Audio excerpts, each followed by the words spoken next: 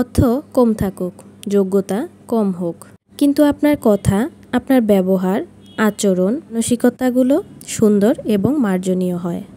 কারণ একজন মানুষ হিসেবে এগুলোই আপনার সবচেয়ে বড় সম্পদ এবং মানুষের কাছে পাওয়া সম্মানটা আপনার জীবনে সবচেয়ে বড় সম্পদ। আসসালামু আলাইকুম এভরিওয়ান, কি অবস্থা সবার? আমি খেলনা নতুন একটি ডেইলি ব্লগে সবাইকে ওয়েলকাম জানাচ্ছি। এই ভিডিওটা ছিল গতকালকের ভিডিও। আর গতকাল যেহেতু আমি রোজা ছিলাম, রোজা রেখে কি কাজ করলাম এবং ইফতারের জন্য কি হেলদি ইফতার বানালাম সেসব নিয়েই থাকছে আজকের ভিডিও। আশা করি আপনাদের কাছে ভিডিওটা ভালো লাগবে। ভিডিওটা কালকে আপনাদের সাথে শেয়ার করতে চেয়েছিলাম, কিন্তু যেহেতু রোজা ছিলাম শরীরটাও ভালো ছিল না, আর সাথে আমাদের দেশে কত বড় একটা অঘটন ঘটে গেল সেই সব নিয়ে আসলে আমার মন এবং শরীর কোনোটাই ভালো ছিল না, যার জন্য ভিডিও এডিট করা এবং ভয়েস দেওয়া কোনোটাই আর হয়ে ওঠেনি। আজকেও মনটা ভালো নেই। যতবার টিভি দেখি, খবর দেখতেছি বা ফোন হাতে নিচ্ছি, এই সব খবর দেখার পর আসলে সত্যিকার অর্থে কারোরই মন ভালো থাকার কথা না। সন্তান হারানোর কি যে কষ্ট, কি যে যন্ত্রণা, তা শুধু বাবা মাই জানেন। দূর থেকে আমাদের চোখে পানি ফেলা ছাড়া আর দোয়া করা ছাড়া আমাদের আসলে কিছুই করার নেই।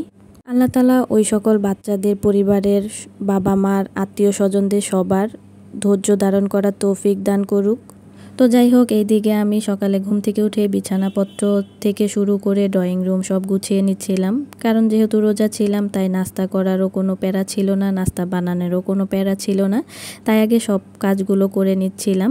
প্রতিদিন কম বেশি বৃষ্টি হচ্ছে, তারপরেও বাহির থেকে এত পরিমাণ ধুলা আসে, একদম ফার্নিচারগুলোতে ধুলা পড়ে ভরে যায়। প্রতিদিনই মোছা হয়, তারপরেও মনে হয় যে মোছাই হয় না। সব কিছু পরিষ্কার করে নিচ্ছিলাম আর ইফতারের জন্য কি বানানো যায় সেই সব কিছু নিয়েই চিন্তা করতেছিলাম। তারপরে ভেবে দেখলাম ফ্রিজে তো মুরগির মাংসের বুকের যে মাংসটা হয় ওইটা রেখে দিয়েছিলাম, তো সেইটা রয়েছে, সেটা দিয়ে একটা কিছু বানিয়ে নেই।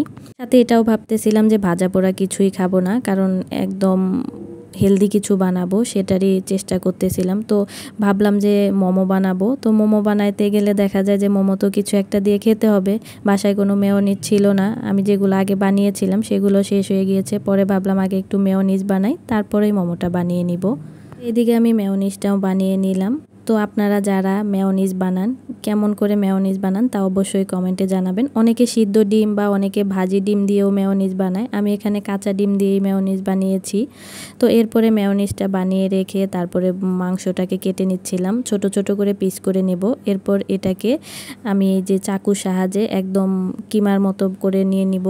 অনেকে ব্লেন্ডারে কিমা বানিয়ে নেয়, আবার দেখা যায় অনেকে শিল নোড়াতেও করে নেয়। আমি চাকু দিয়ে এইভাবে করে নিয়েছি। এরপরে এই মাংসগুলোকে সব কিছু মশলা দিয়ে মাখিয়ে কিছুক্ষণ রেখে দিব। এখানে আমি দিয়েছি সয়া সস, তারপরে কাঁচামরিচ, পেঁয়াজ কুচি, একটু আদা বাটা, একটু রসুন বাটা আর হালকা একটু লবণ, এগুলোকে দিয়ে একটু 10 মিনিটের জন্য রেখে দিয়েছিলাম। তারপরে এখানে আমি মোমোর জন্য যে ডোটা সেটা বানিয়ে নিচ্ছি। সত্যি বলতে আমার হাতের এই মোমোটা কম বেশি সবাই অনেক পছন্দ করে, তাই আমি মাঝে মাঝেই চেষ্টা করি বাসায় মোমো বানানোর জন্য। মোমোটা যেহেতু একটা হেলদি একটা নাস্তা, তাই সবার জন্যই ভালো, সেই কথা চিন্তা করেই আমি মাঝে মাঝে মোমোটা বানাই। আমি মোমো খুব একটা বড়ও পছন্দ করি না, আবার একদম ছোট সাইজও পছন্দ করি না, তাই আমি যেরকম পছন্দ করি ওই আকারে লুচির মতো করে বেলে নিয়েছি, একটু পাতলা করে। তারপরে আমি আমার ডিজাইন অনুযায়ী এই তো মোমোগুলোকে শেপ দিয়ে নিয়েছি। এখন এগুলোকে আমি ভাপে সিদ্ধ করে নেব। তো প্রথমে আমি একটা চুলাতে ডিম সিদ্ধ বসিয়ে দিলাম, তারপরে এখানে আমি মোমোগুলোকে সিদ্ধ করে নেব। আমি এর আগে মোমো যখন বানিয়েছি তখন রাইস কুকারে সিদ্ধ করেছি, এইবার এই ছাঁকনিটাতে করলাম, মানে দেখার জন্য আর কি যে কেমন হয়। তো আলহামদুলিল্লাহ সবগুলো মোমোই একদম পারফেক্ট হয়েছিল। মোমোগুলা দেখেই বুঝতে পারছেন যে মোমোগুলো একদম পারফেক্ট হয়েছে এবং খেতেও কিন্তু মাশাল্লাহ অনেক বেশি মজা হয়েছিল। এদিকে আমি মোমোগুলো নামিয়ে নিয়ে ইফতারটা সাজিয়ে নিয়েছি। এখানে ছিল ডিম সিদ্ধ, তারপরে কেক, তারপরে ছিল লেবু শরবত। তো এই হচ্ছে আজকের ভিডিওটা ভালো লাগলে লাইক কমেন্ট শেয়ার করবেন। আল্লাহ হাফেজ।